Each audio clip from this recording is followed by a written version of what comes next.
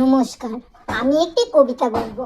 কবিতার নাম ঘরের মাগো ঘরের মেয়ে। দুর্গা গেল, লক্ষ্মী এলো, আসবে যে মা কালী।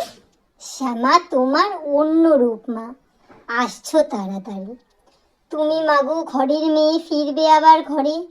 বাজি পটকার ঢাক নিয়ে মা তোমায় আনা হবে।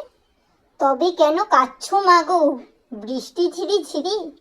কার্তিকের এই মহৎ দিনে আনবো তোমায় বাড়ি। তুমি মাগো ফিরবে জানি, সাবধানেতে থেকো। বাসন্তী মা রূপে তুমি মেলায় আবার এসো। তুমি যদি থাকো মা কাছে, শান্তি থাকে মনে।